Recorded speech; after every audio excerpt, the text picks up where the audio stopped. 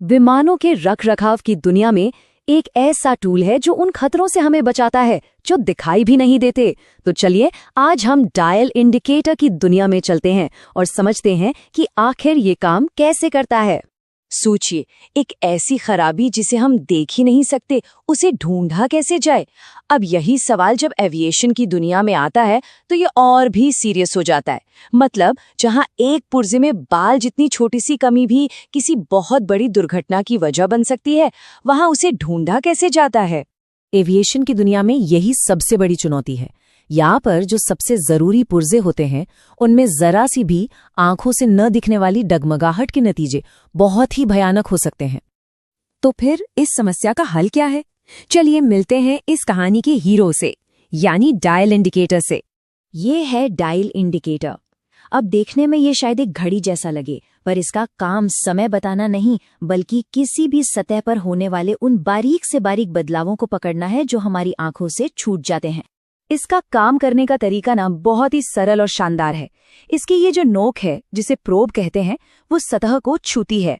अब जैसे ही सतह में कोई भी उतार चढ़ाव होता है, ये प्रोब उस छोटी सी हरकत को कई गुना बड़ा करके इस डायल पर दिखा देता है। अच्छा, एक बहुत जरूरी बात समझनी है। डायल इंडिकेटर और माइक्रोमीटर जैसे दूसरे टूल्स में एक बड़ा फर्क है। देखिए, माइक्रोमीटर क्या करता है, वो किसी चीज का एकदम सटीक साइज बताता है, जैसे उसकी मोटाई कितनी है या उसका डायामीटर क्या है। लेकिन डायल इंडिकेटर वो साइज नहीं मापता, वो मापता है सतह में आए बदलाव को, या जिसे हम डेविएशन कहते हैं। इसे याद रखने का एक बहुत ही आसान तरीका है। डायल इंडिकेटर डेविएशन का पता लगाता है, डायमेंशन का नहीं। बस यही इसका सबसे जरूरी काम है। इसके 3 मुख्य खिलाड़ी हैं। प्रोब, जो सतह के सीधे कांटेक्ट में रहता है, बेजल, जिससे हम अपनी शुरुआती रीडिंग को 0 पर सेट करते हैं, और स्टैंड, जो इसे एकदम मजबूती से अपनी जगह पर रखता है। ये तीनों मिलकर ही अदृश्य को दृश्य बना देते हैं। चलिए अब इसके पहले बड़े इस्तेमाल को देखते हैं, ये जांच करना कि कोई शाफ्ट सीधी है भी या नहीं। सोचिए कि एक घूमने वाली शाफ्ट में बहुत ही हल्का सा झुकाव है और उसका पता लगाना है। इसके लिए शाफ्ट को इन वी ब्लॉक्स पर टिकाया जाता है। ये उसे पूरी तरह स्थिर रखते हैं ताकि जब उसे घुमाया जाए तो सिर्फ शाफ्ट का झुकाव ही मापा जाए, हमारे हाथ की कोई हरकत नहीं। इसका प्रोसेस बहुत मेथोडिकल है। पहले शाफ्ट को वी ब्लॉक्स पर रखा, फिर इंडिकेटर को मजबूती से सेट किया ताकि वो हिले नहीं। उसकी नोक को शाफ्ट से छुआकर डायल को 0 पर ले आएं। अब असली जादू शुरू होता है। शाफ्ट को जैसे ही धीरे धीरे घुमाते हैं, सुई में होने वाला छोटे से छोटा उतार चढ़ाव भी पकड़ में आ जाता है, और ये उतार चढ़ाव हमें बताता है कि शाफ्ट में रनआउट है या नहीं। चलिए अब इसके दूसरे बड़े इस्तेमाल पे चलते हैं। एक ब्रेक डिस्क कितनी समतल है, इसकी जांच करना। ब्रेक डिस्क में टेढ़ेपन यानी वॉर्पिंग की जांच के लिए इंडिकेटर को विमान के किसी ऐसे हिस्से से जोड़ा जाता है जो बिल्कुल भी नहीं हिलता।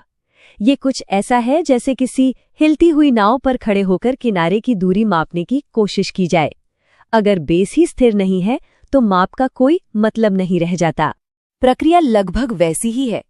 इंडिकेटर को फिक्स करो, प्रोब को डिस्क से टच करो और डायल को 0 पर सेट कर दो। फिर जैसे ही डिस्क घूमती है, सुई पूरी कहानी बता देती है कि सतह एकदम सपाट है या उसमें कोई अदृश्य लहर है। और सबसे अच्छी बात यह है कि ये जांच विमान पर लगे लगे ही हो सकती है। लेकिन इस टूल की असली ताकत तभी सामने आती है जब इसे बहुत सावधानी और सही तरीके से इस्तेमाल किया जाए। और यहीं पर आता है इसका सबसे जरूरी नियम। अगर ये इंडिकेटर अपनी जगह से जरा सा भी हिल गया ना, तो समझ लीजिए सारी मेहनत पानी में। एक बात गांठ बांध लेनी चाहिए, अगर माउंटिंग ढीली है तो मेजरमेंट पूरी तरह गलत ही होगा। सटीक माप लेना एक कला की तरह है। इसके लिए इंडिकेटर को चट्टान की तरह मजबूत होना चाहिए, प्रोब का दबाव पंख जैसा हल्का हो, सतह शीशे की तरह साफ हो, और पुर्जे को एकदम धीरे धीरे और आराम से घुमाना चाहिए। और हाँ, किसी भी बाहरी कंपन से बचना भी बहुत जरूरी है। तो ये कितनी सटीकता से काम करता है? ये आमतौर पर 1 इंच के 1000वें हिस्से तक के बदलाव को माप सकता है, मतलब इंसान के बाल की मोटाई के लगभग आधे के बराबर। ये वाकई में अविश्वसनीय रूप से सटीक है। तो अंत में हम ये कह सकते हैं कि ये सरल सा मैकेनिकल टूल एक खामोश रक्षक की तरह है जो छोटी से छोटी खामियों को ढूंढकर आधुनिक और जटिल विमानों की सुरक्षा पक्की करता है। और ये हमें एक सवाल के साथ छोड़ जाता है, ऐसे और कौन से साधारण दिखने वाले उपकरण हैं जो चुपचाप हमारी इस जटिल दुनिया को सुरक्षित और चलाते रहने में मदद कर रहे हैं?